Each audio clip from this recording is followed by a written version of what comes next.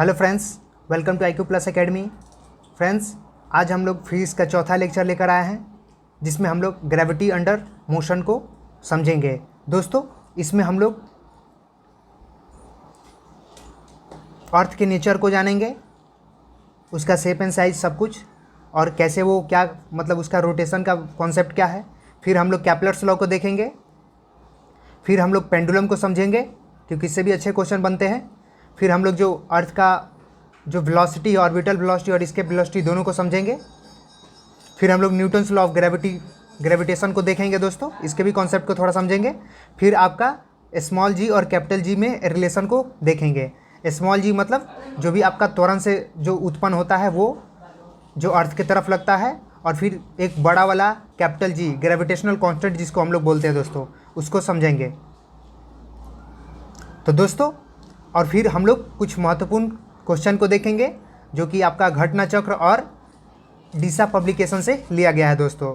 ये सारे के सारे क्वेश्चन बहुत ही महत्वपूर्ण होंगे जितने भी आने वाले एग्जाम हैं उस सभी के लिए। PCS और BSSC और CGL जो भी मतलब UP PCS का भी एग्जाम होने वाले, इन सब के लिए बहुत ही ज़्यादा महत्वपूर्ण होंगे दोस्तों ये क्वेश्चन। तो दोस्तों, इस वीडियो को अंत तक जरूर देखिएगा, और लास्ट में मैं आपसे एक क्वेश्चन भी पूछूंगा जिसका आपको आंसर बताना है कमेंट बॉक्स में। तो चलिए दोस्तों, आज की इस वीडियो को हम लोग शुरू करते हैं।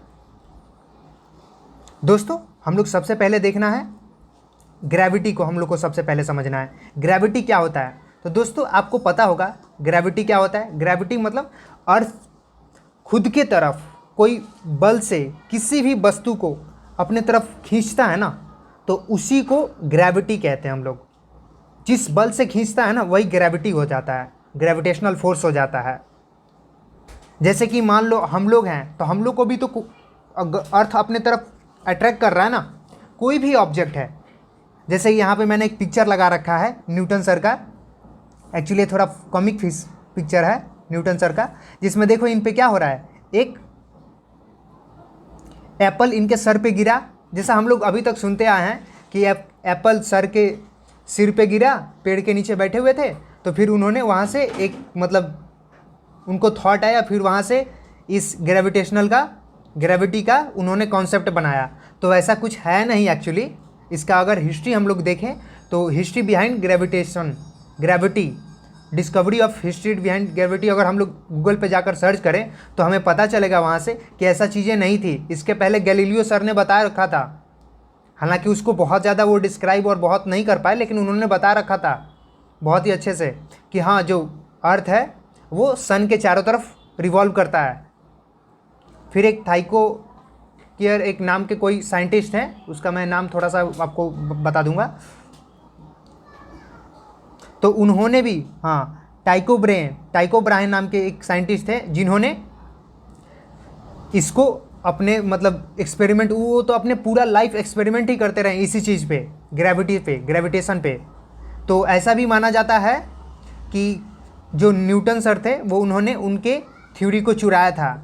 तो कभी कहीं उनको भी क्रेडिट दिया जाता है, न्यूटन थाइरो उनको भी मतलब दिया जाता है। तो वैसा कुछ है।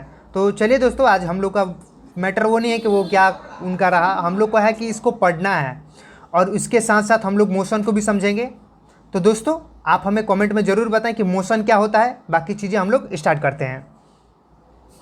चलिए, सबसे पहली बात, ये जो अर्थ होता है ना, वो सन के चारों तरफ चक्कर लगाता है, जिसको ये अपना सेंटर समझता है। किसको? सन को।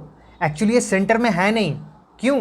क्योंकि ये जो अर्थ है अपना, ये क्या होता है, इलिप्टिकल वे में घूमता है। इलिप्टिकल वे में, ना कि सर्कुलर वे में। सर्कुलर और इलिप्टिकल दोनों में बहुत अंतर है दोस्तों। ये इलिप्टिकल हुआ और ये सर्कल हुआ, तो दोनों में बहुत अंतर है दोस्तों। प्लीज़ आप इस चीज़ को केयर करिएगा, हालांकि आपको पता भी होगा बहुत सारे दोस्तों को। तो ठीक है, देखिए अब ये जो अर्थ है ना, अर्थ के बारे में एक आपको रोचक चीज़ बता रहा हूँ।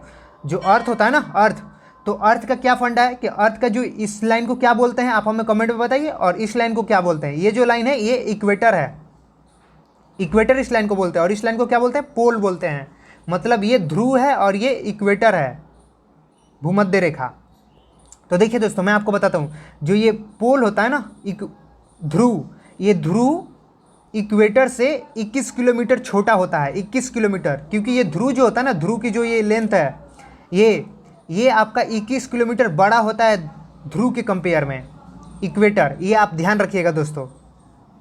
चलिए नेक्स्ट हम लोग बात कर लेते हैं जो अपना अर्थ है उसके बारे में। और क्या बोला मैंने कि अर्थ जो है वो सन के चारों तरफ रोटेट तो करता है, लेकिन एक इलिप्टिकल वे में रोटेट करता है। और यही बात केपलर ने अपने फर्स्ट लॉ में लिखी थी।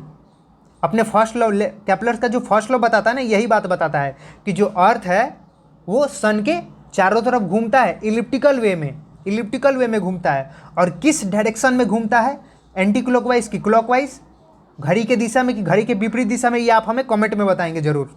चलिए दोस्तों आगे देख लेते हैं। अब देखिए ये जो अर्थ की बातें थी, घूमता है। अब देखिए अब हमें समझ में आना चाहिए कि इलिप्स क्या होता है। इलिप्स, तो इलिप्स दोस्तों, इलिप्स का 2 फोकस पॉइंट होता है।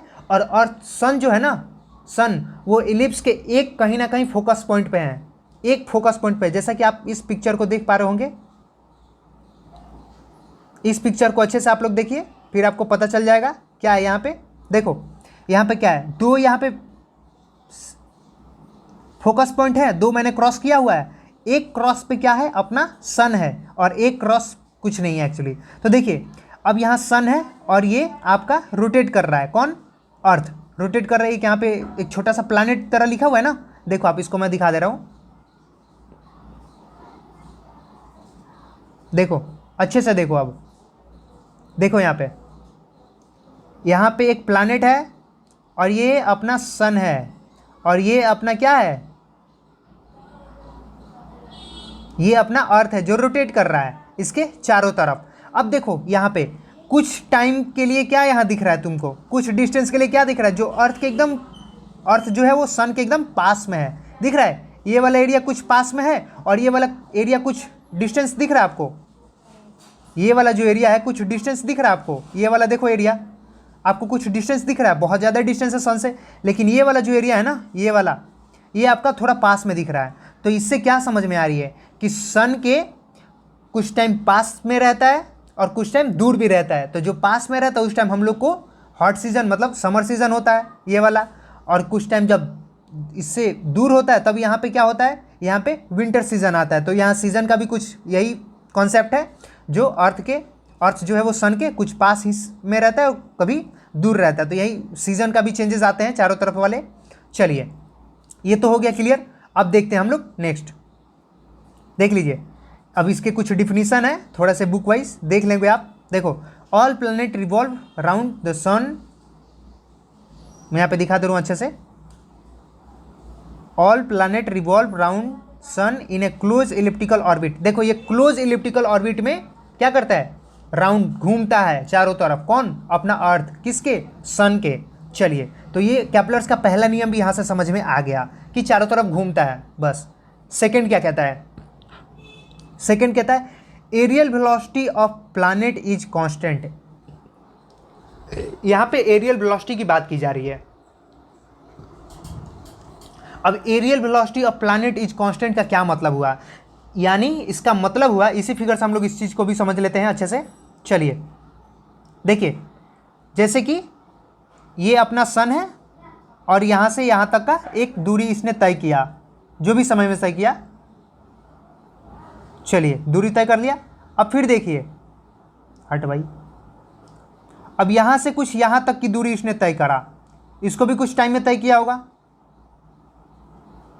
इसको भी कुछ समय में तय किया होगा ना, इस वाले दूरी को। तो यहाँ भी कुछ अपना एरिया बन गया, यहाँ भी कुछ अपना एरिया बन गया। अब जो इस दूरी को तय किया था इसने, इस वाले दूरी को, इसको टाइम 1 में किया, इसको टाइम 2 में किया, एरिया 1 है, एरिया 2 है, हो गया।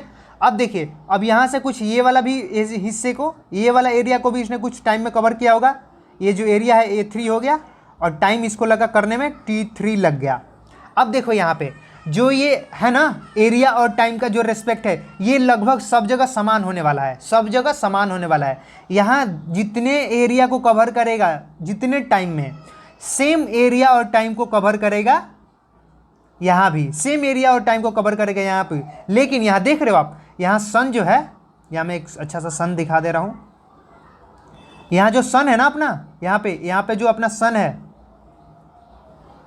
जो यहाँ पे अपना सन है, वो क्या कर रहा है, यहाँ से तो ये क्या है, पास में है, सॉरी ये थोड़ा सा ज़्यादा हो गया है, यहाँ से तो ये पास में है, लेकिन क्या दिख रहा है हमें, यहाँ पे एक सन है और ये वाला एरिया है अपना, तो यहाँ से क्या दिख रहा है, यहाँ से तो पास में है, लेकिन ये वाला तो बहुत दूर हो गया ना, ये वाला तो बहुत दूर हो गया, लेकिन फिर भी यहाँ पे जितना एरिया करा ना, देखो यहाँ पे इसने इतना एरिया कवर करा। मैं थोड़ा सा और अच्छे से दिखा देता हूँ, शायद अच्छा से नहीं हो पा रहा है, ठीक है। फिर से देखो, यहाँ से जो एरिया इसने कवर करा इतना, इसने एरिया जो कवर करा कितना करा, इतना करा, ये थोड़ा बड़ा एरिया कवर कर लिया यहाँ पे, लेकिन वही जो इधर के साइड एरिया कवर करेगा ना, ये इधर के साइड देखो, तो ये थोड़ा सा छोटा एरिया हो जाएगा। क्यों क्यों यहाँ पे छोटा हो जाएगा, देखो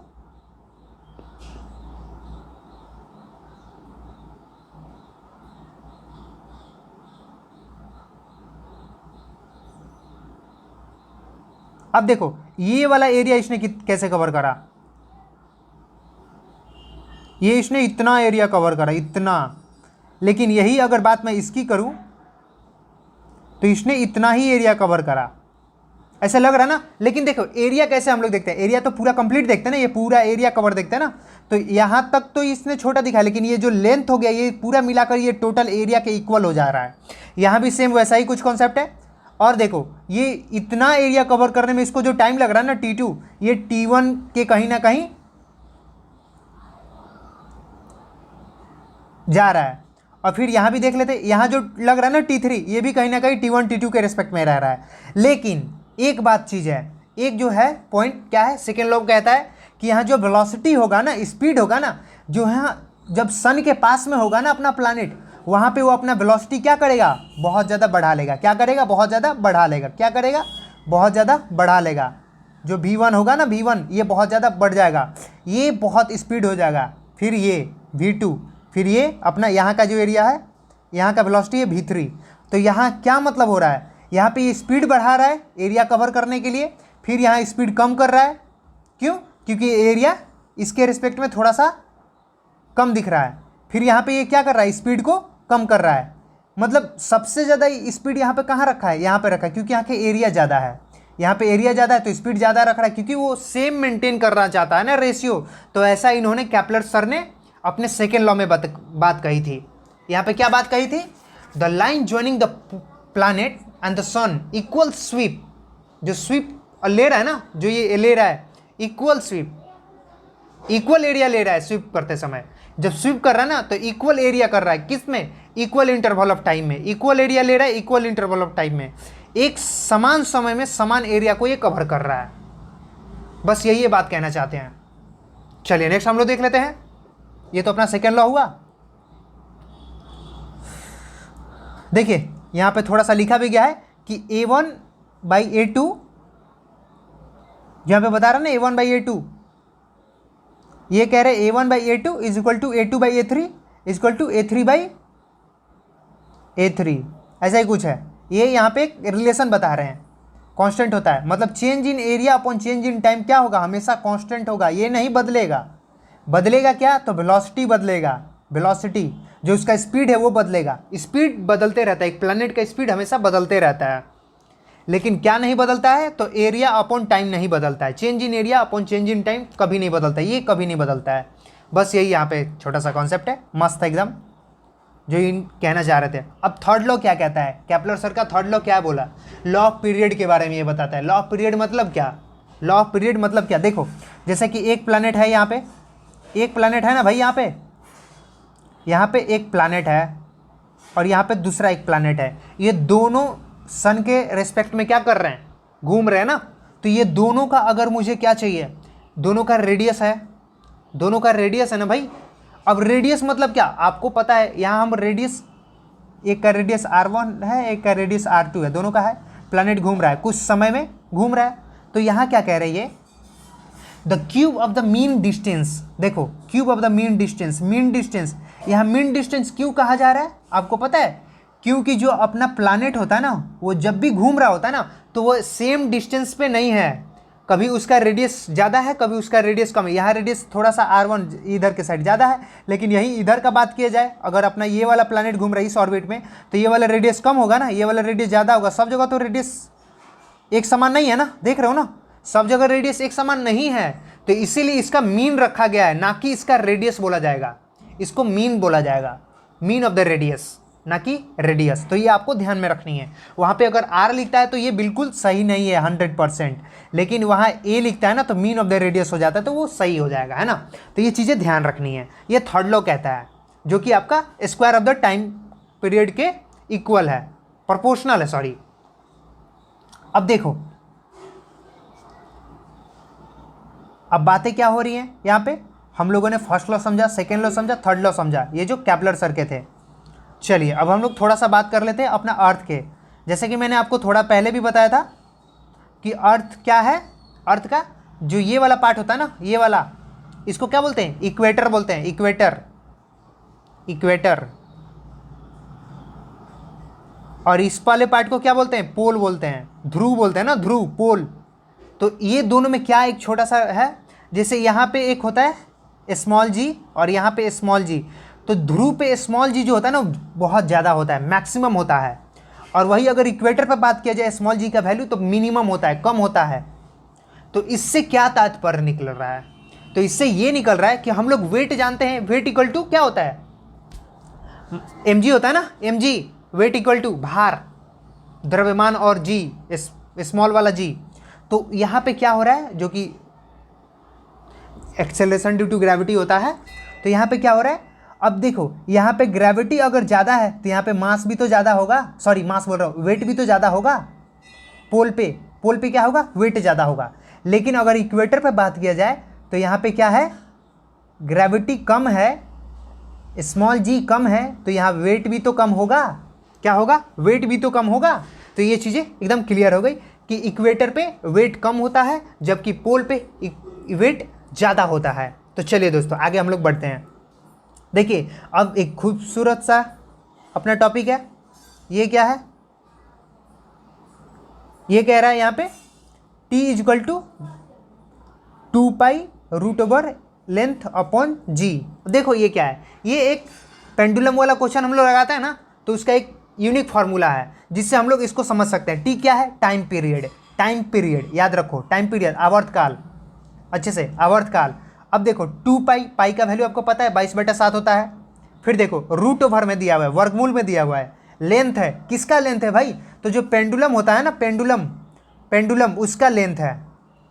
जो पेंडुलम होता है ना उसमें एक बॉब की तरह लटका होता है एक, तो हमेशा इधर से उधर करते रहता है, दोलन जिसको हम लोग बोलते हैं दोलन, हाँ, उसी का लेंथ है ये। और जी क्या है, स्मॉल वाला, तो एक्सेलरेशन ड्यू टू ग्रेविटी, जो कि गुरुत्वीय त्वरण कहते हैं जिसको।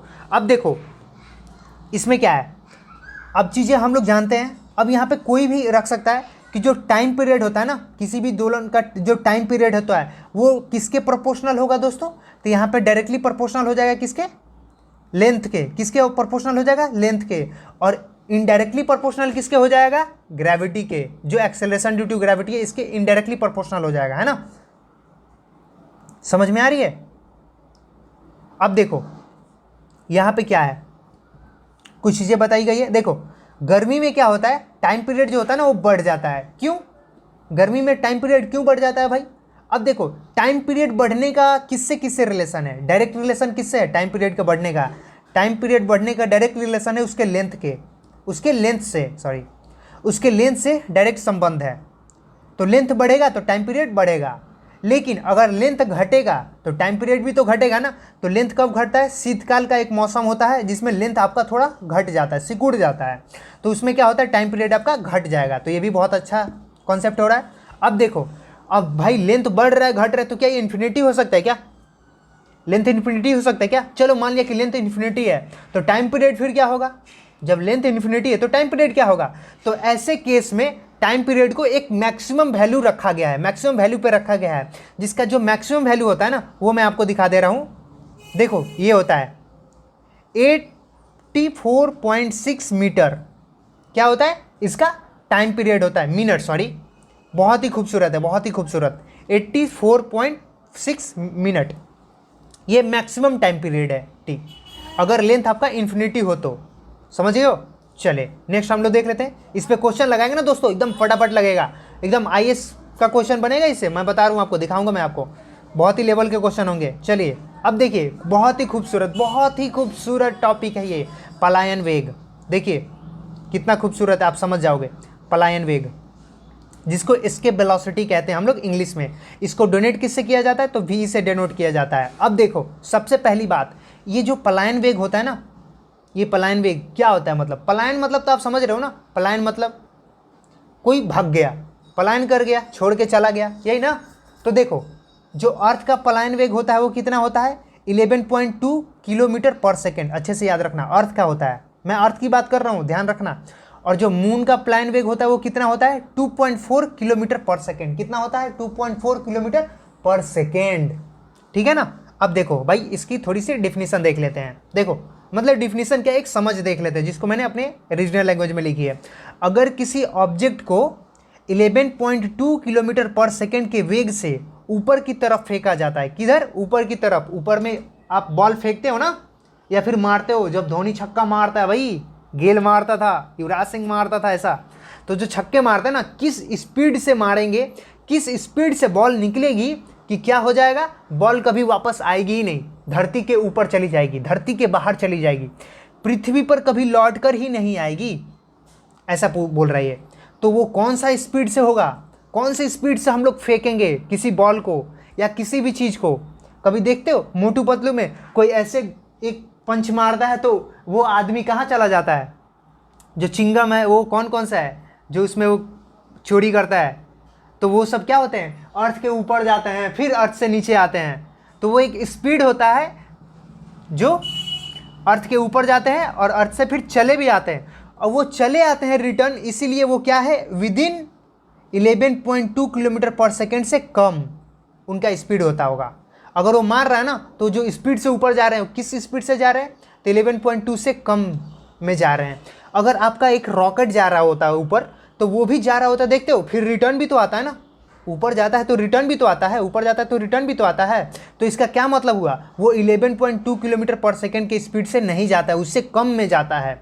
अगर वही एक रॉकेट को हम लोग 11.2 किलोमीटर पर सेकेंड के स्पीड या इससे ऊपर की स्पीड पे आसमान में भेजे ना, तो वो पृथ्वी के हमेशा ऊपर चला जाएगा, फिर कभी वापस नहीं आएगा, टाटा बाय बाय, जान जाओ, ऐसा कुछ होता है। तो इसको ध्यान रखनी है, इसलिए मैंने इस पर थोड़ा सा डीप ट्राई करा बात करने की, इसको याद रखोगे। देखिए अब मैंने बात कर ली पलायन वेग की।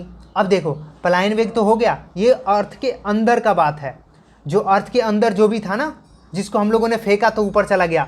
अब अर्थ के बाहर भी तो बहुत सारी चीज़ें हैं, सैटेलाइट बहुत सारे हैं भाई, चाइना ने तो इतने सारे सैटेलाइट लगा रखे हैं, अपनी इंडिया ने भी ऑफकोर्स बहुत सारे सैटेलाइट लगा रखे हैं ऊपर, फिर और भी अमेरिका ने लगा रखे, मतलब बहुत सारे कंट्रीज ने अपने ऊपर सैटेलाइट लगा रखे हैं। लेकिन उन सब का क्या एक कॉन्सेप्ट है कि वो बंधे हुए, मतलब एक ऐसे चीज़ों पे बंधे हुए रहते हैं कि वो बहुत स्पीड से घूमते हैं, लेकिन वो अपने जो सोलर सिस्टम है उससे वो बाहर नहीं जाते। अपना जो अर्थ का एक ग्रेविटी है, जो ग्रेविटेशनल फोर्स है, उसके लिमिट में ही रहते हैं, उससे वो बाहर जा ही नहीं सकते हैं। ऐसा क्या होता है उनके साथ, तो उनके साथ भी कुछ ऐसा ही होता है दोस्तों।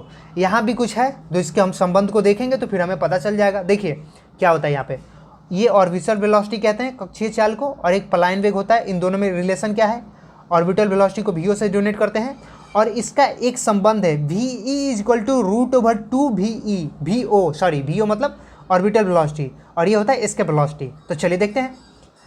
यदि अर्थ के समीप, मतलब अर्थ के पास जो भी होंगे, चक्कर काट रहे हैं, जो भी उपग्रह हैं, जो भी सैटेलाइट है, जो भी चक्कर काट रहे हैं ऑर्बिटल वेलोसिटी से कक्षीय चाल में, किसी कारणवश अगर उनका जो स्पीड है, ऑर्बिटल वेलोसिटी है, वो √2 टाइम्स बढ़ जाए ना, √2 टाइम्स, कितना, √2 टाइम्स, कितना बढ़ना चाहिए दोस्त, कितना बढ़ना चाहिए, √2 टाइम्स बढ़ जाए ना, देखो अच्छे से, √2 टाइम्स बढ़ जाए, √2 टाइम्स बढ़ जाए ना, तो क्या हो जाएगा, वो उपग्रह, वो प्लैनेट क्या होगा, ऑर्बिट को छोड़कर भाग जाएगा। अब देखो यार, अगर हम किसी के पास काम कर रहे होते हैं, किसी भी आदमी के पास काम कर रहे होते हैं, तो क्या हमारी शौक, एक शौक अलग चीज़ होता है, लेकिन काम कर रहे होते हैं, अगर मुझे ये पैसे दे रहे हैं, मतलब एक जेन्युइन मैं बता रहा हूँ, जनरल, अगर ये कंपनी मेरे को 10,000 रुपये पर डे दे रही है, 10,000 रुपये पर डे दे रही है, अगर दूसरा कंपनी अगर मेरे को 15,000 रुपये पर डे देने लग जाए तो क्या मैं इस कंपनी से उस कंपनी में नहीं जाऊँगा? जरूर जाऊँगा। तो यहाँ से वो निकल जाता है। मतलब क्या हुआ, 10 के ऊपर कोई भी बात करे, अगर कहीं भी आपका ऑक्शन होता है तो देखते हो प्लेयर का ऑक्शन IPL में भी होता है, एक ने कही 1 करोड़, दूसरे ने कही 1.1 करोड़, तो ये फट से उस टीम का मेंबर होने लगता है जब तक कि कोई दूसरा आकर ना बात करे, दूसरा कोई बेट ना करे। तो ये चीज़ें ही यहाँ पे भी होती है। मतलब ऐसा ही कुछ हम लोग समझ सकते हैं, एक्चुअली समझने की मैं बात कर रहा हूँ।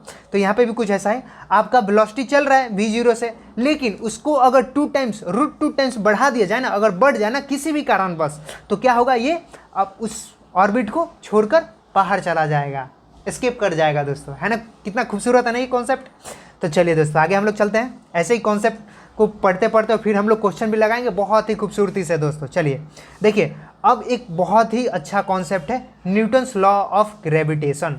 अब इसकी मैं बात ही क्या करूं इस कॉन्सेप्ट की, न्यूटन बाबा ने तो पूरे फिजिक्स को ही बदल दिया। देखो इसमें क्या है, न्यूटन्स लॉ ऑफ ग्रेविटेशन में क्या है, एक ऑब्जेक्ट है जिसका मास है m1, यहाँ पे दूसरा ऑब्जेक्ट है, यहाँ पे दूसरा ऑब्जेक्ट है जिसका मान है m2, है ना भाई। पहला ऑब्जेक्ट दूसरा ऑब्जेक्ट अपना हो गया। चलो अब इन दोनों के बीच एक खुद में क्या लग रहा होता है, फोर्स लग रहा होता है। क्यों? अट्रैक्शनल फोर्स लग रहा होता है, अट्रैक्शनल फोर्स। इसका है F1 2 के रिस्पेक्ट में, ये 1 का है 2 के लिए, 1 का है 2 के लिए, 2 के लिए, 2 के तरफ, याद रखना 1 2 2 के तरफ। फिर इसका भी होता है कोई ना कोई, तो होता है 2 1 के तरफ, ये 2 है F2 है, इसका 2 है F1 के तरफ, तो ये इधर के साइड लगेगा, ये इधर के साइड लगेगा। दोनों एक दूसरे को आपस में क्या कर रहे होते हैं, खींच रहे होते हैं, खींच रहे होते हैं, है ना, खींच रहे होते हैं। लेकिन एक दूसरे को खींच रहे होते हैं ना, तो एक का पॉजिटिव होता है और दूसरे का क्या होगा, नेगेटिव होगा। क्योंकि हम लोग जानते हैं इक्वल एंड अपोजिट रिएक्शन होते तो सब में हैं, और energy can't be created not be destroyed, तो क्या होगा, बैलेंस में होती है ना। तो एक पॉजिटिव तो दूसरा नेगेटिव। चीज़ें आ रही है समझ में। चलो थोड़ी सी और देख लेते हैं। यहाँ पे देखो, अब इसका M1 है। अब देखो दोस्तों, मैं एक और बात बता दूँ, कभी भी अट्रैक्शन ऑफ फोर्स होता है ना किसी भी दो पिंड का, तो वहाँ पे क्या होता है, उसके सेंटर से होता है, हमेशा ध्यान रखना, उसके सेंटर से होता है। ना कि ऐसे अट्रैक्ट करेगा ये बॉडी इसको, ना कि ऐसे अट्रैक्ट करेगा इस बॉडी को, ना कि ऐसे अट्रैक्ट करेगा, ना कि ऐसे अट्रैक्ट करेगा, ऐसा कुछ भी नहीं है। कैसे अट्रैक्ट करेगा, तो दोस्तों ये अट्रैक्ट जो करेगा वो कैसे करेगा, ऐसे करेगा। कैसे करेगा, ऐसे करेगा। ध्यान रखना, हमेशा सेंटर ऑफ द बॉडी से अट्रैक्शन होता है। रेडियस भी हम लोग किसी चीज़ का निकालते हैं ना, तो सेंटर ऑफ बॉडी से निकालते हैं। देखो यहाँ पे अच्छे से मैंने देख रखा है ना, दे रखा है ना, सेंटर ऑफ बॉडी से निकाल रखे हैं। तो ये चीज़ें आपको ध्यान रखनी है एकदम अच्छे से, देख रहे हो। चलो अब देखो यहाँ पे क्या है, चीज़ें क्या है। एक जो है ये जी मैंने दे रखा है, कुछ चीज़ें मैंने बता रखी है। यहाँ पे दे रखा है जी, वो भी कैपिटल वाला। अब जो कैपिटल वाला जी है ना, ये यूनिवर्सल कांस्टेंट है, ग्रेविटेशनल कांस्टेंट है। क्यों भाई, तो ये कहीं भी आप चले जाओ, पूरे ब्रह्मांड में चले जाओ, कहीं भी, पूरे ब्रह्मांड में कहीं भी, इसका वैल्यू हमेशा सेम होगा, कहीं नहीं बदलेगा भाई, कहीं नहीं बदलेगा। क्यों, देखो अब ये इसका नहीं बदलने का कारण भी है, क्योंकि इसका वैल्यू कितना हो रखा है, देखो 6.67 इंटू 10⁻⁻11 न्यूटन मीटर स्क्वायर पर kg स्क्वायर। यहां से भी हम लोग निकाल सकते थे, मास का न्यूटन होता है ना, फोर्स का भी मास का, सॉरी हाँ केजी होता है ना, केजी मीटर केजी, बस इसका मैंने मीटर रखा, इसका मैंने क्या रखा, सॉरी ऐसे ही, मतलब देखो ना, न्यूटन मीटर, सॉरी मीटर इसका, केजी इसका, न्यूटन केजी मीटर, बस हो गया। मीटर स्क्वायर है, 2 mm है तो 2 kg हो जाएगा, 2 मास है तो ये हो गया। तो इसका यूनिट भी हमने निकाल लिया, इसका यूनिट भी कहीं कहीं एग्जाम में पूछ लिए जाते हैं, तो इसी वजह से मैंने बताने की कोशिश करी। चलिए नेक्स्ट हम लोग देख लेते हैं। अब देखो यहाँ जो F है, ये जो F है वो mm के क्या है, प्रोपोर्शनल है। मतलब जहाँ भी द्रव्यमान ज़्यादा होगा ना वहाँ पे ये फोर्स ज़्यादा होगा। अब ये पता है ये जो फोर्स है ना वो हम जैसे छोटे छोटे पिंड के लिए नहीं है, छोटे छोटे ऑब्जेक्ट के लिए नहीं है। छोटे छोटे ऑब्जेक्ट पे तो ये अप्लाई नहीं होते। क्यों भाई? क्योंकि यहाँ ग्रेविटेशनल फोर्स देखो क्या है, 10⁻11 है। अच्छे से देखो। और हम लोग का कितना होगा भाई इसके कंपेरेटिवली में? मान लो एक आदमी अगर बुरे से बुरे हालात में भी 120 kg 130 kg हो सकता है, इससे ज़्यादा हो सकता है क्या? 130 kg चलो मान लिया, दो आदमी को मिला लिया, दो आदमी के बीच का अट्रैक्शन लगा, क्योंकि हम लोगों में भी बहुत सारे अट्रैक्शन होता है ना, कहते हैं कि हम दोनों के बीच भी अट्रैक्शन हो रहा है। तो देखो दो आदमी का मान लो कि 120 हुआ, 100 चलो करो एवरेजली रखो, 100 लिया तो 100 को मल्टीप्लाई करो तो 10⁴ हुआ ना, 10⁴ हुआ ना। अब 10⁴ को माइनस देखो यहाँ पे क्या है, 10⁴ अगर यहाँ पे तुम रखते हो तो यहाँ 10⁻11 है, गया 4 गया, कितना हुआ 10⁻7। अभी भी 10⁻7 में वैल्यू आ रही है, तो 10⁻7 का जो वैल्यू होगा वो कितना नेग्लिजिबल होगा समझो। अब यहाँ से -7 की बात करिए, नॉट 7, तो समझो यार बहुत ज़्यादा मतलब वो है। हम लोग कंपेरेटिवली ही नहीं है, ये चीज़ें बनाएंगे हैवी वेट के लिए जो बहुत बड़ा बड़ा, जैसे सन का, अर्थ का, प्लैनेट का रिस्पेक्ट बात हो गया, तो ये सब चीज़ें के लिए ये है ग्रेविटेशनल फोर्स। ये जो है जो भी सेंट्रल फोर्स की बात करता है ये। चलिए ये आपका जो इन्वर्सली प्रोपोर्शनल है ना वो रेडियस का होता है, रेडियस का इन्वर्सली प्रोपोर्शनल होता है। देखना, ध्यान रखना इस चीज़ को, इन्वर्सली प्रोपोर्शनल होता है, सॉरी, ध्यान रहेगी। चलो अब बात कर लेते हैं स्मॉल जी और कैपिटल जी में रिलेशन। भाई स्मॉल जी कैपिटल जी देख लिया, यूनिवर्सल कांस्टेंट होता है भाई। स्मॉल जी देख लिया जो कि होता है एक्सेलरेशन ड्यू टू ग्रेविटी। अब ये चीज़ें जनरेट कैसे होती हैं? अगर मैंने क्या करा, किसी भी ऑब्जेक्ट को, किसी भी मतलब मान लो कि एक गेंद को मैंने ऊपर से नीचे फेंका, गया मैं अपने बिल्डिंग पे 7वें मंजिल पे, ऊपर से मैंने बॉल को फेंक दिया, तो क्या होगा?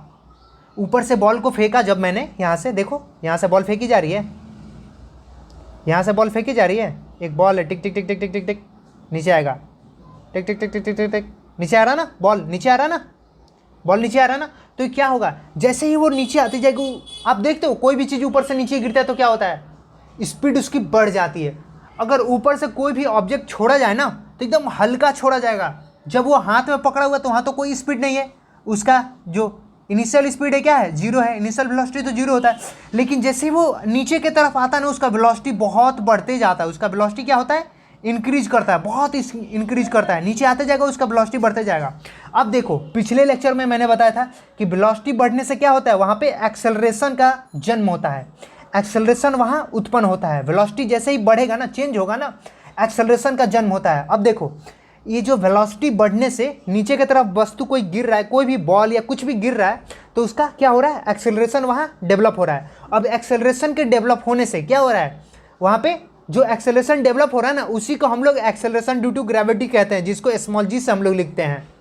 यही है वो, बॉडी कोई गिर रहा है तो वेलोसिटी चेंज होने से एक्सेलरेशन उत्पन्न होगा, और वही एक्सेलरेशन को स्मॉल जी बोलते हैं, यानी कि acceleration due to gravity. Gravity नीचे की तरफ जा रहा है ना, अर्थ की तरफ, तो ग्रेविटी। समझ में आ गई चीज़ें? एकदम क्लियर हो जाना चाहिए, एकदम क्लियर हो जाना चाहिए। चलिए देख लेते हैं। अब इसका एक फार्मूला है, देखो यहाँ पे मैंने छोटी सी एक चीज़ें रखी है, G = GME/RE का स्क्वायर होता है, एक्चुअली स्क्वायर होता है, RE का स्क्वायर होता है। अच्छे से एक बार नोट कर लेना है ना, RE का स्क्वायर होता है। देखो G gravitational constant, small g आपका ये जो है एक्सेलरेशन ड्यू टू ग्रेविटी। फिर देखो ME क्या है, मास ऑफ द अर्थ है, यहाँ पे लिखा हुआ है मास ऑफ द अर्थ, देखो अच्छे से, है ना। चलो मास ऑफ द अर्थ होता है, ME क्या है, मास ऑफ द अर्थ है, RE क्या है, रेडियस ऑफ द अर्थ है, और G क्या है, ग्रेविटेशनल कांस्टेंट है। G ग्रेविटेशनल कांस्टेंट है दोस्तों, समझ में आ रही है। अब देखो कहाँ पे G का वैल्यू ज़्यादा होगा और कहाँ पे G का वैल्यू कम होगा, क्योंकि ग्रेविटेशनल कांस्टेंट तो हमेशा इक्वल होता है सब जगह, पूरे ब्रह्मांड में घूम लो। लेकिन जो स्मॉल g होता है ना, एक्सेलरेशन ड्यू टू ग्रेविटी, ये सब जगह समान नहीं होता दोस्तों, ये प्लेस वाइज प्लेस वैरी करता है ना। तो मैं दिखा देता हूँ आपको कि जो अर्थ का सरफेस हो ना, अर्थ का सरफेस, तो उस पर जो पोल होता है ना, जो पोल है यहाँ पे देखो, ये जो पोल है, ये जो पोल है यहाँ पे क्या है, मैक्सिमम होता है क्या, जी का वैल्यू, जी का वैल्यू क्या होता है, मैक्सिमम होता है, जी का वैल्यू मैक्सिमम होता है। लेकिन वही अगर मैं बात करूँ आपसे इस पे, किस पे, इस पे, ये क्या है, ये आपका इक्वेटर है। तो इक्वेटर पे क्या होता है, इक्वेटर पे जो जी का वैल्यू होता है ना वो कम होता है, लेस होता है, और यहाँ पे ज़्यादा होता है। समझ में आ गई, समझ में आ गई चीज़ें। चलो अब देख लेते हैं हम लोग। देखो अब यहाँ पे क्या लिखा है, रोटेशन ऑफ अर्थ। अर्थ का रोटेशन क्या है भाई, अर्थ का रोटेशन क्या है भाई, बताओ मेरे को, अर्थ का रोटेशन क्या है। तो अर्थ का जो रोटेशन है ना वो देखो 440 kilometre per hour, 440 kilometre per hour क्या है, रोटेशन है, किस चीज़ का, अर्थ का। तो ये भी हमें ध्यान रखनी है ना। अब देखो एक और चीज़ मैं आपको बता देता हूँ, अर्थ का रोटेशन अगर मैंने बताया तो यहाँ पे एक और चीज़ बता दूँ कि अर्थ का जो रेडियस होता है ना वो कितना होता है, वो होता है दोस्तों 6.4 into 10 to the power 6, 6.4 into 10 to the power 6 क्या होता है, इसका रेडियस होता है। और मास ऑफ द अर्थ कितना होता है दोस्तों, मास ऑफ द अर्थ कितना होता है, ये हो गया आपका रेडियस, मैं लिख देता हूँ आर, रेडियस ऑफ अर्थ, अच्छे से देख लेना है ना। अब देखो अब मास ऑफ द अर्थ कितना होता है दोस्तों, मास ऑफ द अर्थ कितना होता है दोस्तों, तो मास ऑफ द अर्थ जो होता है ना वो होता है आपका 6 इंटू 10 टू द पावर 24 होता है दोस्तों, कितना होता है 24, 6 इंटू 10 टू द पावर 24 क्या होता है, बाई डेंसिटी अगर मैं बात करूं तो मास ऑफ द अर्थ होता है दोस्तों, ध्यान रखिएगा है ना। ये दोनों क्वेश्चन डायरेक्ट एग्जाम में पूछ लिए जाते हैं तो इसलिए मैं आपको बता दे रहा हूँ। चलिए नेक्स्ट हम लोग देख लेते हैं। देखिए अब अपने क्वेश्चन पे आते हैं। मैंने थ्योरी तो बहुत हम लोगों ने पढ़ ली, अब कुछ क्वेश्चन तो लगाएं फिर तो पता चले कि चीज़ें हमने क्या पढ़ी है, क्या हम कंपेयर कर पा रहे कि नहीं। एक और चीज़ मैं आपको बता देना चाहूँगा कि जो मैंने जी की बात करी थी ना वहाँ पे जी की बात, तो वो जो जी होता है ना अर्थ पे वो 9.8 मीटर पर सेकेंड होता है, 9.8 मीटर पर सेकेंड होता है, ध्यान रखिएगा 9.8 मीटर पर सेकेंड होता है जी का वैल्यू। चलिए अब हम लोग क्वेश्चन लगाते हैं। पहला अपना क्वेश्चन है, गुरुत्वाकर्षण का सिद्धांत किसने दिया, बताने की जरूरत है। ग्रेविटेशन, गुरुत्वाकर्षण, ग्रेविटेशन, ग्रेविटी का सिद्धांत किसने दिया, किसके सर पे एप्पल गिरा था, जैसा हम लोग सुनते हैं तो किसके सर पे घुमा था। देखिए यहाँ पे ऑप्शन आपके पास क्या है, चार्ल्स न्यूटन, ये कंफ्यूज देने के लिए, चार्ल्स बेबेज, जॉन एडम्स, फिर आइजक न्यूटन। आप हमें कमेंट में बताओ चार्ल्स बेबेज क्या इन्होंने खोज करा था, इन्वेंशन करा था, चार्ल्स बेबेज ही बताओ मेरे को। बाकी मैं आपको बता देता हूँ इस ऑप्शन, इसका राइट आंसर जो हो जाएगा वो हो जाएगा आइजक न्यूटन, जैसा कि हम लोग जानते हैं आइजक न्यूटन। चलिए नेक्स्ट हम लोग देख लेते हैं क्वेश्चन। बहुत ही खूबसूरत क्वेश्चन है दोस्तों, बहुत खूबसूरत क्वेश्चन है। देखिए ये जो क्वेश्चन है वो IAS प्री 1995 का क्वेश्चन है। तो क्वेश्चन ऐसे ही मैंने नहीं लिए हैं, सारे क्वेश्चन आपके अच्छे अच्छे पब्लिकेशन और अच्छे अच्छे लेवल के क्वेश्चन ही उठाए हैं, जिसके मैं मिनिमम क्वेश्चन से आपको बहुत ज़्यादा कॉन्सेप्ट क्लियर करा दूं। और बाकी आपको फुल PDF चाहिए पूरे क्वेश्चन का तो आप हमारे टेलीग्राम चैनल को ज्वाइन कर सकते हैं, IQ+ अकेडमी को दोस्तों, जो कि डिस्क्रिप्शन में लिंक प्रोवाइड कर दिए जाएंगे। चलिए दोस्तों क्वेश्चन को देखते हैं हम लोग। देखिए निम्नलिखित में से किसने न्यूटन से पहले ही बता दिया कि सभी वस्तु पृथ्वी की ओर गुरुत्वाकर्षित होती हैं। अब देखिए ये बात आज की नहीं, बहुत पहले की है, मतलब कितने पहले की, गुप्त टाइम की है। तो अब मैंने भी गुप्त बोल दिया था, आपको हिंस मिल गया होगा एक्चुअली। देखिए इसका जो राइट आंसर हो जाएगा ना दोस्तों, इसका जो राइट आंसर हो जाएगा वो हो जाएगा ये डी, ब्रह्मगुप्त। ब्रह्मगुप्त ने ही न्यूटन से बहुत पहले ये बता दिया था कि जो पृथ्वी से गुरुत्वाकर्षण के कारण क्या होती है, सारी वस्तुएं अट्रैक्ट होती है पृथ्वी से। जो कि हम लोग कोई भी चीज़ गिरता है ना, जैसे एप्पल गिरा न्यूटन बाबा के ऊपर सर पे, तो वो गुरुत्वाकर्षण के कारण गिरती है। ऐसा ही किन्होंने बताया था, ब्रह्मगुप्त ने बता दिया था पहले ही। चलिए नेक्स्ट क्वेश्चन देख लेते हैं। अब देखिए ये क्वेश्चन आपका मतलब अपने PCS के एग्जाम में भी पूछे गए हैं और ये मैंने दिशा पब्लिकेशन से लिए हैं, बहुत ही अच्छी क्वेश्चन है। मैं इसको भी थोड़ा देख लेता हूँ। देखिए अच्छे क्वेश्चन इसलिए मैंने लिए हैं। देखिए एक्सेलरेशन ड्यू टू ग्रेविटी मतलब जी हमें पता है, on the surface of earth, earth पे बात कर रहा है, अर्थ पे, एंड यूनिवर्सल ग्रेविटेशनल कांस्टेंट, ये बड़े वाले जी की बात कर रहा है, आर कोरिलेटेड एज, अब देखो ये पूछ क्या रहा है, ये पूछ रहा है स्मॉल जी और कैपिटल जी में आप मेरे को रिलेशन बताओ, संबंध बताओ। चलो बताओ भाई, संबंध बता दो, बता दो संबंध, कैपिटल जी और स्मॉल जी में संबंध बता दो। तो ये आप मेरे को कमेंट में बताओगे कि इसका आंसर क्या होगा, कमेंट में आप मेरे को बताओगे, है ना। चलो नेक्स्ट चलते हैं क्वेश्चन पे। अब देखो ये कितना खूबसूरत क्वेश्चन है। The free fall acceleration g, free fall acceleration है g, increases as one proceeds at sea level from the equator towards either pole the reason is. अब देखो यहाँ पे मैंने कुछ टाइम पहले अपने थ्योरी में बताई थी, याद होगा तो जरूर आप इसको आंसर इजीली कर पाओगे। देखो क्या है, बोल रहा है जो एक्सेलरेशन है, एक्सेलरेशन जो ड्यू टू ग्रेविटी जी है वो बढ़ता है। कहाँ पे बढ़ता है भाई, सी लेवल से जो इक्वेटर के तरफ हम लोग बढ़ते हैं ना, इक्वेटर के तरफ, तो क्या होता है, आइदर पोल से, तो पोल और इक्वेटर के बीच कहाँ पे जो जी है वो बढ़ता है। तो देख लेते हैं ऑप्शन कि अर्थ is a sphere with same density everywhere. क्या ऐसा कुछ है क्या, सभी जगह समान डेंसिटी होती है क्या, ऐसा कुछ नहीं है। चलिए देखते लेते हैं next. Earth is a sphere where different density at a polar region than in equatorial region. Next देख लेते हैं। Earth is approximately an ellipsoid having its equatorial radius greater than its polar radius by 11 kilometre. देखो मैंने कुछ time पहले आपसे बात करी थी एक, कि जो इलिप्स का जो आपका इक्वेटर होता है ना, उसका जो रेडियस होता है वो पोलर के कंपेरेटिवली क्या होता है, 11 किलोमीटर ज़्यादा होता है। सॉरी 11 नहीं, 21 किलोमीटर ज़्यादा होता है। थ्योरी में मैंने कही थी ये बात, 21 किलोमीटर ज़्यादा होता है पोलर के कंपेरेटिवली, पोलर के रेडियस के कंपेयर में। तो आपका option C is the right answer हो जाएगा। इजी है, यहाँ पे पोल की ही बात कर रहा था। चलिए नेक्स्ट हम लोग देख लेते हैं।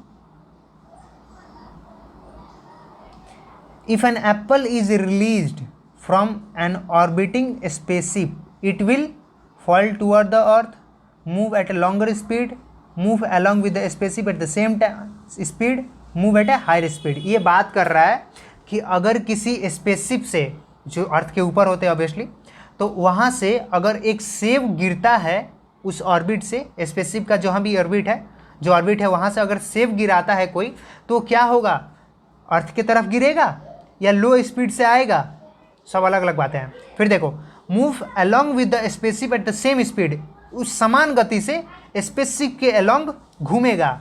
फिर चौथा नंबर कहता है कि तेज गति से वो घूमेगा। तो दोस्तों मैं आपको बता दूं कि स्पेस मतलब स्पेस में क्या होता है, ग्रेविटी नहीं होती है। तब ग्रेविटी होगी ही नहीं तो उसको खींचेगा कौन, ग्रेविटी होगी ही नहीं तो उसको खींचेगा कौन भाई। तो अगर कोई खींचेगा नहीं तो क्या होगा, जिस स्पीड से वो चल रही है उसी स्पीड से उधर भी वो घूमने लगेगी स्पेसशिप के चारों तरफ। तो आपका option C is the right answer हो जाएगा दोस्तों, C is the right answer हो जाएगा। चलिए नेक्स्ट हम लोग देख लेते हैं। अच्छा क्वेश्चन है ये भी, यूपीपीसीएस का क्वेश्चन है, देख रहे हो सारे के सारे क्वेश्चन किसी ना किसी एग्जाम में आए हुए हैं और बहुत ही महत्वपूर्ण क्वेश्चन है दोस्तों, बहुत महत्वपूर्ण। अब देखिए ये question, one feels heavier in A lift when the lift. देखिए कभी कभी क्या होता है कि हम लोग अपने आप को बहुत ज़्यादा वेटफुल समझने लगते हैं, मतलब वेटफुल फील करते हैं, महसूस करते हैं जब हम लोग लिफ्ट में होते हैं। कब और वैसा कौन सा सिचुएशन है जब हम लोग वेट में बहुत ही ज़्यादा वेटफुल फील करते हैं। इज़ गोइंग डाउन स्टेडली, क्या वो जब नीचे की तरफ जा रहा होता है धीमे धीमे, या जैसे ही वो स्टार्ट होता है ऊपर जाने के लिए, या मूविंग अप स्टेडली, जैसे ही वो ऊपर की तरफ जा रहा होता है और नीचे आ रहा होता है। और एक तीसरा है आपका ऊपर जाने वाला होता है, जैसे ही जाना स्टार्ट करता है। और चौथा है जैसे ही नीचे की तरफ एकदम आराम से फुल गिर रहा है, नीचे की तरफ आ रहा है स्पीड में। तो इसमें से कौन सा आपका राइट आंसर हो जाए। आपने फील भी करा होगा, ऑफकोर्स नहीं करा होगा तो मैं आपको बता दे रहा हूँ कि जैसे ही मतलब कोई भी होता है ना कि जब आप पिक करते हो ना, एक होता है ना कि शुरुआत सबसे कठिन होता है, शुरुआत सबसे कठिन होता है, बाकी तो धीरे धीरे मंजिलें तक पहुंच ही जाया जाता है, शुरुआत सबसे कठिन होता है। तो ठीक वैसा ही यहाँ पे भी कुछ कॉन्सेप्ट है, कुछ अप्लाई करने वाले हम लोग। Just begin to go up, जो शुरुआत होता है ना वहीं पे सबसे ज़्यादा बल लगता है, उसके बाद तो जय श्री राम। चलिए नेक्स्ट हम लोग देख लेते हैं। An artificial satellite orbiting the earth does not fall down because the earth attraction. क्या भाई, अर्थ का क्या है भाई, देख लेते हैं। जो एक सैटेलाइट है वो अर्थ के चारों तरफ घूम रहा होता है, लेकिन वो अर्थ की तरफ अट्रैक्ट नहीं होता, गिरता नहीं है। क्यों भाई, क्या कारण है इसके पीछे, क्या साइंस है भाई, पढ़ते हैं ना हम लोग, जानेंगे ना इस क्वेश्चन से। देखो, is balance by attraction of moon, क्या ऐसा कुछ होता है क्या, मून के अट्रैक्शन से बैलेंस होता है क्या? तो ये तो मुझे नहीं लगता कहीं से भी वैलिड है। फिर आता है वैनिसेस एट सर्ट डिस्टेंस, ऐसा कुछ है क्या, कुछ डिस्टेंस पे वैनिसेस होती है क्या? तो चलिए नेक्स्ट देख लेते हैं। Is balance by the viscous drag produced by the atmosphere, सच में क्या, मुझे नहीं लगता, देखते हैं। चौथा क्या कह रहा है, फिर उसके बाद डिसाइड करेंगे। Produces the necessary acceleration of its motion in A curve path, क्या ऐसा कुछ है क्या? बिल्कुल बिल्कुल ऐसा ही है। क्या करता है अपना अर्थ, एक एक्सेलरेशन प्रोवाइड कराता है उनको, उनके मोशन को कर्व पाथ में। किसको? सैटेलाइट को, जो घूम रहे होते हैं चारों तरफ अर्थ के, उन्हीं को। कौन? ये अपना अर्थ, ग्रेविटेशनल ग्रेविटी है ना भाई इसके पास, इसी वजह से ये एक एक्सेलरेशन प्रोवाइड कराता है, नेसेसरी जो भी होती हैं वो प्रोड्यूस करता है ये। चलिए नेक्स्ट देख लेते हैं। बहुत ही खूबसूरत क्वेश्चन ये सारे। देखिए अब ये क्वेश्चन है, पीसा की झुकी हुई मीनार गिर नहीं जाती है, क्यों भाई, क्यों नहीं गिर जाती है? अब आपने अगर इसको कभी देखा होगा ना तो आपको पता चलेगा कि ये कैसे टिल्ट है। ये पूरी की पूरी डिपेंड करती है इसके जो स्ट्रक्चर है ना, इसका जो स्ट्रक्चर है उस पर। क्योंकि जब इसका स्ट्रक्चर है ना दोस्त, इसका जो स्ट्रक्चर है ना, ये बहुत ही मतलब खूबसूरत है, बहुत खूबसूरत है दोस्तों, बहुत खूबसूरत है। मैं आपको बता दूं एक बात कि इसका जो इतना वाला पार्ट है ना, इसका जो मेन पार्ट है ना, जो ज़्यादा हैवी है, वो तो ज़मीन में धंस चुका है सबसे पहली बात। और ये मतलब कितना 30 डिग्री या मतलब बहुत ही मतलब 30 नहीं कहूँगा, मुझे मतलब एग्जैक्टली पता नहीं है, फिर भी ये बहुत ज़्यादा टिल्ट है, ऐसे घूमा हुआ है। मैं अच्छे से बना नहीं पा रहा हूँ, फिर भी एक बार आप फिगर देख लेना। जो है ना ये पीसा की झुकी हुई मीनार, ये क्या है, ये बहुत टिल्ट है, ऐसे हो गई है दोस्तों, ऐसे हो गई है, ऐसे हो गई है, ऐसे। ये धरती है और यहाँ से ऐसे झुक गई है। वो क्यों झुक गई है, इसके पीछे का रीज़न क्या है? अब देखो, झुकी हुई है क्योंकि इसका जो एक बहुत ही ज़्यादा हैवी वाला पार्ट है, देखो इसको स्ट्रक्चर कैसा गया है पहले इसको समझो। सबसे जो हैवी वाला पार्ट है ना वो ज़मीन के अंदर वाला में घुस चुका है, और जो ऊपर वाला है ना ये खोखला है, मतलब इसको एकदम ब्लैंक किया गया है, ब्लैंक बनाया गया है, पूरा खिड़की हवादार चारों तरफ, बस पिलर रखा गया है ऐसे ऐसे करके, ऐसे ऐसे करके, बस खिड़की चारों तरफ है, मतलब वही है। और नीचे वाला पार्ट जो है इधर पूरा भरा गया है, चारों पूरा का पूरा भर दिया गया, पूरा सॉलिड मटेरियल भर दिया गया है, ईंट पत्थर पूरा रगड़ रगड़ के भर दिया गया है। इस वजह से क्या होता है, अब यहाँ पे पूरा वेट है और यहाँ पे हल्का है, तो क्या ये ऐसे गिर पाएगा क्या? कहीं ना कहीं एक छोटा सा कॉन्सेप्ट यहाँ भी है, जिससे इसका जो सेंटर ऑफ मास है ना वो यहीं बन रहा है, तो इस वजह से नहीं गिर पाता है। सेंटर ऑफ मास तो धरती में है ना, नीचे है ना, तो कैसे गिरेगा भाई? तो इसका जो आंसर हो जाएगा ना वो आपका राइट आंसर हो जाएगा, गुरुत्व केंद्र से जाने वाले ऊर्ध्वाधर लाइन रेखा जो होती है वो तल के अंदर रहती है, धरती के अंदर है ना भाई, तो कहाँ से गिरेगा भाई? धरती के जब अंदर ही है तो नहीं गिरेगा ना। आप खुद को ही एक बार पता है क्या करना, कुछ मतलब गड्ढा एक खोदना, गड्ढा, और उसमें क्या करना, अपने जो घुटने के ऊपर तक क्या करना, अपने उस मिट्टी में कर लेना, और मिट्टी फिर उस पर डाल लेना, और उसके बाद आप मतलब कुछ बहुत ज़्यादा एंगल तक, जैसे आप नॉर्मली क्या होता है कि उतने एंगल तक अगर आप टर्न करोगे ना, उतने एंगल तक आप अगर झुकोगे ना तो आप डेफिनेटली गिर जाओगे। लेकिन अगर आप वही अंदर कर लोगे ना पैर को ज़मीन में, और उसके बाद आप उतना टिल्ट करोगे ना अपने आप बॉडी को, तो आप नहीं गिरोगे। यही आपका कॉन्सेप्ट है सेंटर ऑफ ग्रेविटी का, सेंटर ऑफ मास का। सेंटर ऑफ मास का जो कॉन्सेप्ट है ना यही आपको बताता है। आप ट्राई करके देख लेना ना यार, एकदम ईजी है, मैंने कर रखी है इसीलिए मैं कह रहा हूँ आपसे। चलिए, तो ये बहुत ही खूबसूरत है क्वेश्चन, बहुत खूबसूरत है, बहुत खूबसूरत है। तो इसका जो राइट आंसर हो जाएगा दोस्तों डी हो जाएगा। चलिए नेक्स्ट हम लोग देख लेते हैं। अब मेरे को कमेंट में ज़रूर बताना कि जो पीसा की झुकी हुई मीनार है ना वो कहाँ पे है, ये मेरे को आप कमेंट में बताना, कहाँ है भाई, ये मेरे को कमेंट में बताना आप। चलिए नेक्स्ट हम लोग देख लेते हैं। क्वेश्चन है, यदि पृथ्वी और सूर्य की दूरी जो उनके स्थान पर दुगनी होती है, उनके स्थान पर दुगनी होती अगर हो जाती तो सूर्य द्वारा पृथ्वी पर गुरुत्वाकर्षण बल जो पड़ता है ना वो क्या होता। अब देखो मैंने आपको एक कॉन्सेप्ट बताई थी, क्या, फोर्स, कौन सी, F equal to G m1m2 upon r square, ऐसा कही थी मैंने ऐसा। तो इसका क्या हो जाएगा, राइट आंसर हो जाएगा दोस्तों, इसका जो राइट आंसर हो जाएगा ना। अब देखो यहाँ पे जी m1 है, m1 आपका सन मान लो, सन का मास है, और m2 मान लो अर्थ का मास है। रेडियस अब बोलो, दोनों के बीच का रेडियस फाइंड आउट करना। अब यहाँ पे आप दोनों के मास को रखोगे, चलो रेडियस को रखा, बीच का रेडियस जो मैंने बताया था, चलिए लगभग ऐसे कुछ। फिर आपका जी का वैल्यू रखोगे, कितना होता है जी का वैल्यू, पता है कितना होता है, मैंने बताया था ना 6.67 × 10⁻11 न्यूटन मीटर स्क्वायर पर kg स्क्वायर, तो ऐसा ही कुछ, तो उसको रखोगे। फिर वैसे आप जब रहोगे ना तो आपको पता चलेगा कि जो होता है ना ये 4 गुना होता है, 1/4 होता है। कितना होता है, 1/4 होता है। चलिए तो इसका जो राइट आंसर हो जाएगा ना दोस्तों, राइट आंसर जो हो जाएगा आप एक बार देखना, तो ये 4 गुना हो जाएगा। चलिए नेक्स्ट हम लोग देख लेते हैं क्वेश्चन को। ये यूपीपीसीएस 2009 का क्वेश्चन है दोस्तों, यूपीपीसीएस 2009 का क्वेश्चन है। चलिए 1/4 हो जाएगा, है ना, ध्यान रखना। चलिए नेक्स्ट हम लोग क्वेश्चन को देख लेते हैं, बहुत ही महत्वपूर्ण क्वेश्चन है। जब कोई वस्तु ऊपर से गिराई जाती है तो उसका भार क्या होता है। अब ऊपर से आपने किसी वस्तु को गिराई तो उसका भार में कोई चेंज होगा क्या, होगा कि नहीं होगा। यहाँ पे ऑप्शन है, शून्य होगा, परिवर्तनशील होगा, अपवर्तित होगा, सभी गलत है भाई। ये एमपीपीसीएस का क्वेश्चन है, देख लो। तो इसका जो राइट आंसर हो जाएगा ना, option B is the right answer हो जाएगा। अपरिवर्तित, चेंज नहीं होगा भाई, अनचेंजेबल होगा।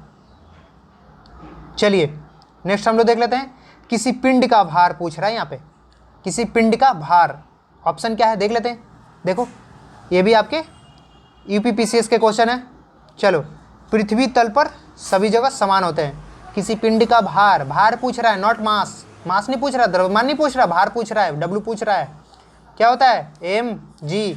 तो जी आपको पता है सब जगह अलग अलग होती है, लेकिन मास सब जगह अलग अलग नहीं होती। चलिए देखते हैं, ध्रुव पर सर्वाधिक होगा, विषुवत रेखा पर सर्वाधिक होगा, मैदानों की अपेक्षा पहाड़ों पर अधिक होगा। मैंने आपको बताई थी कि ध्रुव पर जो होता है ना वो क्या होता है, मैक्सिमम होता है। क्या, जी का वैल्यू अगर मैक्सिमम होता है ध्रुव पर तो क्या जी डिपेंड नहीं कर रहा, पूरी तरह प्रोपोर्शनल नहीं है डब्ल्यू के, तो जी बढ़ेगा तो डब्ल्यू भी तो बढ़ेगा ना। तो इसका क्या मतलब हुआ कि ध्रुव पर सबसे ज़्यादा होगा भार। समझ में आ गई, कितना खूबसूरत क्वेश्चन है ना। तो B is the right answer हो जाएगा। चलिए नेक्स्ट हम लोग देख लेते हैं, निम्न में से कौन सुमेलित क्रम में है। ये पूछने का तात्पर्य यही था कि ये क्वेश्चन एग्जाम में आया हुआ है और ये याद करने वाला है, तो इसलिए मैंने दे दिया कि चलो भाई इससे याद भी कर लेंगे साथ साथ।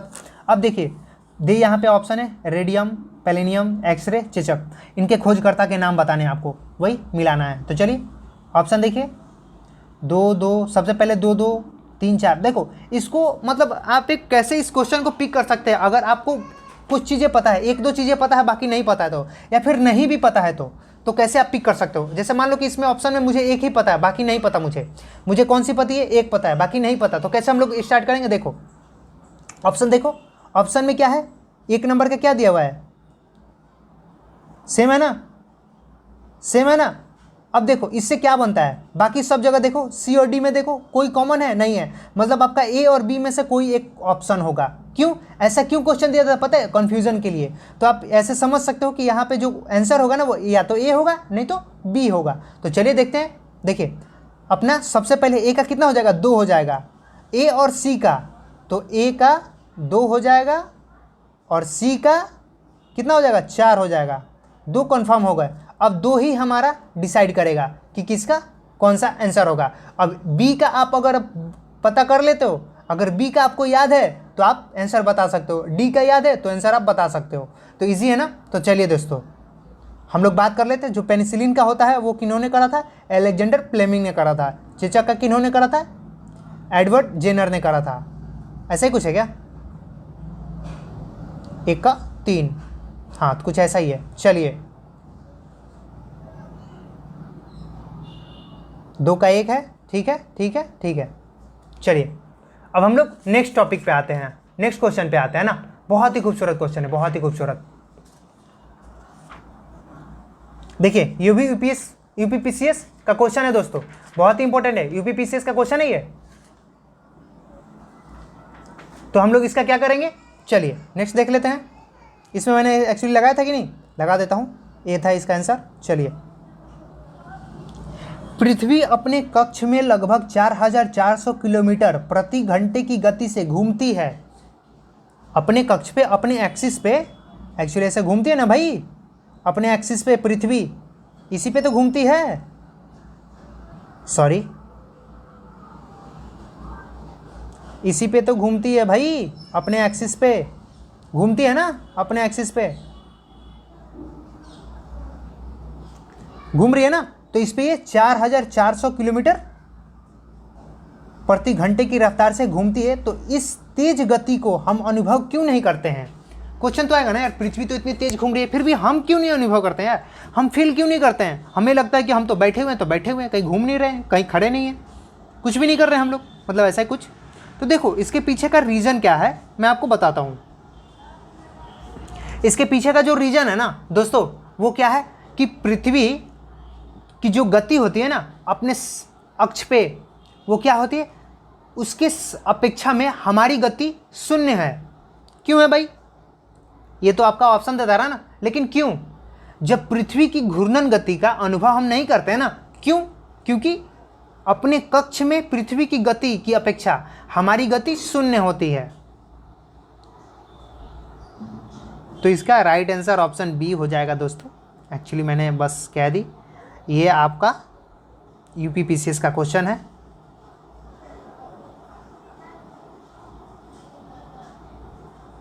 अब हम कितना भी घूम ले भाई, पृथ्वी की गति के कंपैरेटिवली हमारा गति तो स्मॉल होगा ना, क्योंकि देखो इसका स्पीड क्या है, 4400 किलोमीटर प्रति घंटा, 4400 किलोमीटर प्रति घंटा। हमारा 400 भी हो तो उसके सामने नेग्लिजिबल हो जाए। 1 किलोमीटर होगा भाई तो हमारा जो 1 किलोमीटर का अगर हो ना, फिर भी वो उसके सामने नेग्लिजिबल हो जाए। तो इसी वजह से हम लोग नेग्लिजिबल यानी कि शून्य अपने आप को कंपेयर करते हैं अर्थ के रोटेशन के कंपेरेटिवली, है ना।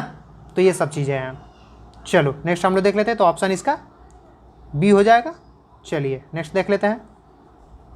यदि पृथ्वी का गुरुत्वाकर्षण बल अचानक लुप्त हो जाए तो कौन सा परिणाम होगा?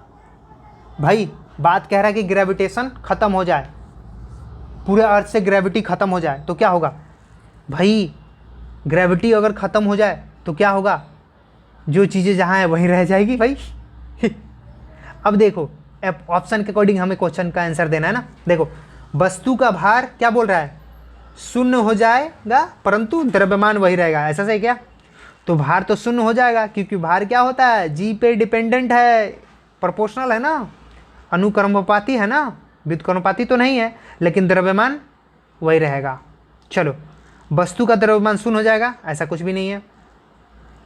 वस्तु का भार द्रव्यमान दोनों शून्य हो जाएगा, ऐसा कुछ भी नहीं है। वस्तु का द्रव्यमान बढ़ जाएगा, ऐसा कुछ भी नहीं है। तो option A is the right answer हो जाएगा। वस्तु का भार जो है वो शून्य हो जाएगा, लेकिन द्रव्यमान तो वही रहेगा ना। देखो, ये भी यूपीपीसीएस का क्वेश्चन है। नेक्स्ट क्वेश्चन देख लेते हैं हम लोग। देखो नेक्स्ट क्वेश्चन क्या है। पृथ्वी के चारों ओर परिक्रमा कर रही कृत्रिम उपग्रह इसलिए पृथ्वी को नीचे नहीं गिराता क्योंकि पृथ्वी का आकर्षण। देखो, हमने वो वाला दिशा पब्लिकेशन में क्वेश्चन देखा था। अब देखो वही क्वेश्चन आईएएस का क्वेश्चन है भाई। वहाँ पे तो कुछ लिखा नहीं था कि आईएएस है, पीसीएस है या किसी चीज़ का क्वेश्चन है, लेकिन वही क्वेश्चन आईएएस प्री का क्वेश्चन है दोस्तों 2011 का। तो क्वेश्चन कहीं भी हो सकता है, आपको अच्छे से पढ़ना है बस। देखिए, अब इसका ऑप्शन क्या कह रहा है, उतनी दूरी पर अस्तित्वहीन होता है, चंद्रमा के आकर्षण से निष्क्रिय हो जाता है, उसकी नियमित चाल के लिए आवश्यक गति प्रदान करता है, उसकी गति के लिए आवश्यक त्वरण प्रदान करता है। मैंने क्या कही थी, एक एक्सेलरेशन प्रोवाइड कराता है। ये क्या कराता है, एक्सेलरेशन प्रोवाइड कराता है। कौन? पृथ्वी। किसको? सैटेलाइट को, उपग्रह को, है ना। तो option D is the right answer हो जाएगा दोस्तों। समझ में आ गया ना अच्छे से। चलिए देखते हैं नेक्स्ट क्वेश्चन।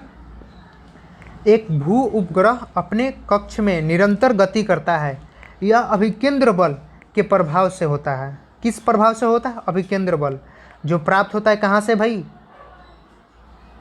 कहाँ से प्राप्त होता है? तो जो पृथ्वी द्वारा उपग्रह पर लगने वाला गुरुत्वाकर्षण बल है वहाँ से होता है क्या? फिर आपका नेक्स्ट ऑप्शन है उपग्रह को प्रेरित करने वाले रॉकेट्स इंजन से होता है क्या? फिर आपका ऑप्शन है सूर्य द्वारा उपग्रह पर लगाए जाने वाले गुरुत्वाकर्षण से होता है क्या? फिर आपका ऑप्शन है उपग्रह द्वारा पृथ्वी पर लगाए जाने वाले गुरुत्वाकर्षण से होता है क्या? तो दोस्तों इसका राइट आंसर आप मुझे कमेंट में बताओगे। क्यों? क्योंकि मैंने इसके पहले आपको इसका कुछ कॉन्सेप्ट जो था वो बता रखा था, है ना? तो आप मुझे बताओगे, है ना? अगर नहीं भी तो आप एक बात समझ लो, देखो जो इसका राइट आंसर हो जाएगा ना, पृथ्वी द्वारा उपग्रह पर लगाने वाले गुरुत्वाकर्षण से होता है। पृथ्वी द्वारा उपग्रह पर लगाने वाले गुरुत्वाकर्षण के कारण होता है, जो एक सेंट्रल फोर्स होता है ना, गुरुत्वाकर्षण से होता है। तो इसका राइट आंसर जो हो जाएगा option be the right answer हो जाएगा। चलिए नेक्स्ट, ये भी यूपीएस पीसीएस का क्वेश्चन है दोस्तों। चलिए नेक्स्ट हम लोग चलते हैं। कृत्रिम उपग्रह पृथ्वी से सुस्पष्टता से ट्रैक किया जा सकता है। अब देखो जो भी सैटेलाइट ऊपर होते हैं उसको कैसे हम लोग ट्रैक करते हैं। ट्रैक करने का कोई ना कोई एक कॉन्सेप्ट होगा ना, उसका जो कॉन्सेप्ट होगा, जो भी काम कर रहा होगा डिवाइस, जो भी चीज़ें काम कर रही है वो कहीं ना कहीं एक प्रिंसिपल होगा, कोई इफेक्ट होगा, किस इफेक्ट से होता है, क्या होता है। तो वो चीज़ें जो हैं वो डॉपलर इफेक्ट द्वारा ट्रैक किया जाता है। किसी भी सैटेलाइट हो, किसी भी कृत्रिम उपग्रह को पृथ्वी से, जो हमारे डिफेंस सिस्टम में करते हैं, साइंटिस्ट लोग भी करते हैं, नासा और वगैरह ये सब चीज़ें, इसरो जो भी है, जो भी अपना है पृथ्वी के बाहर के, तो वो लोग ऐसे ही करते हैं, है ना? सैटेलाइट जो भी भेजते हैं उन लोग को डॉपलर इफेक्ट से वो क्या करते हैं, उसको कम्युनिकेट करने की कोशिश करते हैं, ट्रैक करते हैं। चलिए नेक्स्ट हम लोग देख लेते हैं। अपने कक्ष में एक उपग्रह पृथ्वी के चक्कर लगाता रहता है। पृथ्वी के चक्कर लगाता रहता है, ऐसा निम्न में से किस कारण से होता है? तो दोस्तों जो इसका राइट आंसर हो जाएगा ना, वो सेंट्रीपिटल फोर्स हो जाएगा, उपकेंद्रीय बल हो जाएगा, उपकेंद्रीय बल हो जाएगा दोस्तों। Option A is the right answer हो जाएगा, sorry option A is the right answer हो जाएगा दोस्तों, है ना? चलिए नेक्स्ट हम लोग देख लेते हैं। ये भी पीसीएस का क्वेश्चन है। प्राकृतिक के ज्ञात बलों को 4 वर्गों में विभाजित किया जा सकता है, जैसे गुरुत्व, विद्युत चुंबकीय, दुर्बल नाभिकीय बल और प्रबल नाभिकीय बल। तो उनके संदर्भ में निम्नलिखित में से कौन सा एक सही नहीं है? अब देखिए यहाँ क्या कह रहा है। गुरुत्व चारों से सबसे प्रबल है। गुरुत्व मतलब ग्रेविटी। ग्रेविटी क्या चारों से सबसे प्रबल है? ग्रेविटी अपने आप हम लोग को इतना तेज खींच लेता है क्या? जो विद्युत चुंबकत्व है वो मैग्नेट, दो मतलब मैग्नेट रखा गया है उसको खींच लेता है, लेकिन अगर 2 कॉपी रख दिया जाए तो क्या उसको ग्रेविटी खींचती है क्या? ग्रेविटी कर पाती है क्या? नहीं, ऐसा बिल्कुल भी नहीं है। तो जो इसका आंसर हो जाएगा ये बिल्कुल गलत है। बाकी देखते हैं। विद्युत चुंबकत्व तो सिर्फ विद्युत आवेश वाले कणों को परिक्रिया करता है, बिल्कुल सही है। ऑप्शन के अकॉर्डिंग ही इसका आंसर देना है, एक्चुअली मैंने ऐसे नहीं कही। देखो दुर्बल नाभिकीय बल विघटनाभिकीयता का कारण है, विघटनाभिकीयता का कारण है। नेक्स्ट है प्रबल नाभिकीय बल परमाणु के केंद्रक में प्रोटॉन और न्यूट्रॉन का धारिता किया कर रखता है, तो ऐसा बिल्कुल सही है। तो इसका जो राइट आंसर हो जाएगा ऑप्शन ए हो जाएगा दोस्तों। गुरुत्व जो होता है वो चारों से प्रबल नहीं होता है। ये देखिए आईएएस का क्वेश्चन है। चलिए लोलक की कालावधि टाइम पीरियड क्या होता है? लोलक बीपीएससी का क्वेश्चन है, चलिए लोलक का क्या होता है? लंबाई के ऊपर निर्भर करता है, बिल्कुल ऑफकोर्स लंबाई के ऊपर निर्भर करता है, क्योंकि मैंने बताया था t = 2π√L/g बताया था, तो एल पे डिपेंड कर रहा है ना लंबाई पे। चलिए नेक्स्ट देख लेते हैं क्वेश्चन। लोलक घड़ियाँ गर्मियों में सुस्त हो जाती है। गर्मियों में सुस्त क्यों हो जाती है भाई? देखो ये क्वेश्चन जो है वो यूपीपीसीएस का 2012 और 1994 का क्वेश्चन देखो रिपीट किया हुआ है ना। बस यूपीपीसीएस के लोग तो एकदम मुझे लगता है कि वो लोग क्वेश्चन को रिपीट ही करते थे पहले बहुत, हालांकि सारे एग्जाम करते हैं, वैसा कोई वो नहीं है। देखो लोलक घड़ियाँ क्या होती है, गर्मियों में सुस्त हो जाती है, तो इसका पीछे का रीज़न क्या है, क्यों गर्मियों में क्या होता है, लंबे हो जाते हैं वो ना, उसकी लंबाई बढ़ जाती है ना, इसी वजह से होते हैं ना। तो लोलक की लंबाई क्या होती है, बढ़ जाती है, तो इसका राइट आंसर हो जाएगा सी सॉरी। चलिए नेक्स्ट क्वेश्चन देख लेते हैं। पेंडुलम घड़ी तीव्र गति से चल सकती है, कैसे तीव्र गति से चल सकती है भाई, कौन सी, तो मैंने आपको थ्योरी क्लास में बताया था, आपने अगर देखा होगा तो जरूर आप इसका आंसर समझ गए होंगे क्या होगा। तो option B is the right answer हो जाएगा दोस्तों, शीतकाल में, क्योंकि इस समय थोड़ा सा सिकुड़ हो जाती है। चलिए पृथ्वी का पलायन वेग, क्या खूबसूरत क्वेश्चन आ गया। पृथ्वी का पलायन वेग क्या होता है भाई, पृथ्वी का पलायन वेग बताओगे मेरे को। पृथ्वी का जो पलायन वेग होता है दोस्तों वो आपका 11.1 किलोमीटर पर सेकेंड होता है, बताता है मैंने। देखो आरएएस का क्वेश्चन है ये, आरटीएस और आरएस का क्वेश्चन है ये, तो आप बता पाओ ना पलायन वेग। चलो नेक्स्ट देख लेते हैं क्वेश्चन। चंद्रमा पर वायुमंडल नहीं होने का कारण क्या है भाई, चंद्रमा पर वायुमंडल नहीं है, इसके पीछे का कारण क्या है, ऑप्शन देखते हैं। यूपीपीसीएस का क्वेश्चन है ये। पृथ्वी के निकट है, सूर्य से प्रकाश प्राप्त करता है, यह पृथ्वी की परिक्रमा करता है, इस पर गैस अणुओं का पलायन वेग उसके वर्ग माध्य मूल वेग से कम होता है।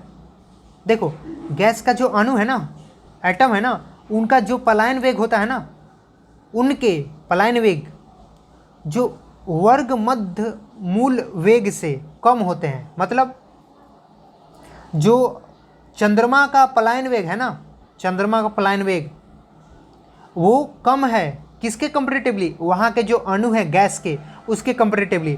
अब मान लो कि चंद्रमा का पलायन वेग जो है वो 2.4 है, क्यों मैंने बताया भी था थ्योरी में 2.4 किलोमीटर पर सेकेंड ऐसा कुछ है ना, तो यही बताया था। तो उससे ज़्यादा अगर गैस के अणु होगा तो गैस तो बाहर निकल जाएंगे ना, चंद्रमा से बाहर निकल जाएगा ना, तो बाहर निकल गए चंद्रमा से तो क्या हुआ, यहाँ पे सारे गैस खत्म, तो क्या हुआ, वायुमंडल का कोई चांस ही नहीं है बनने का। चलिए नेक्स्ट देख लेते हैं क्वेश्चन, बहुत ही खूबसूरत है। अगर किसी वस्तु को 8 किलोमीटर प्रति सेकंड के वेग से अंतरिक्ष में फेंका जाए तो क्या होगा। अब देखो ये क्वेश्चन का आंसर बता पाओगे अगर आपने थ्योरी पढ़ा और पिछले ही 2 क्वेश्चन आपको रिपीट मिले हैं, तो इस क्वेश्चन को तो आप इजीली बता पाओगे। मुझे आंसर कमेंट में जरूर बताइएगा इस क्वेश्चन का, बहुत ही खूबसूरत क्वेश्चन है। आप मतलब ये इसको हम लोग डेली लाइफ में देख सकते हैं ना। अगर मुझे मन कर रहा है किसी अपने दोस्त को यहाँ से फेंक मारूँ तो क्या करना होगा, जो इसके वेलोसिटी है, जो पलायन वेग है अर्थ का, उससे ज़्यादा में फेंकना पड़ेगा स्पीड से, तभी हो पाएगा ऐसा, नहीं तो नहीं हो पाएगा दोस्तों, वो वापस गिर के आ जाएगा धरती पे।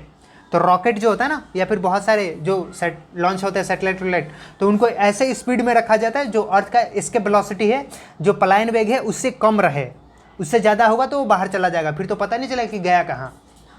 चलिए अच्छा क्वेश्चन है। तो दोस्तों आपको ये वीडियो कैसा लगा, और इस पे जितने भी क्वेश्चन ये सारे के सारे बहुत ही महत्वपूर्ण क्वेश्चन हैं दोस्तों, तो प्लीज़ आप हमें कमेंट में ज़रूर बताइएगा कि आपको वीडियो कैसा लगा। दोस्तों पता है आप लोग लाइक नहीं कर रहे हो यार, लाइक नहीं करोगे, कमेंट नहीं करोगे तो कैसे हमें पता चलेगा कि हमारी जो वीडियो जा रही हैं वो किसी को पसंद आ भी रही है या नहीं, हम जो काम कर रहे हैं वो वैल्यूएबल है भी या नहीं।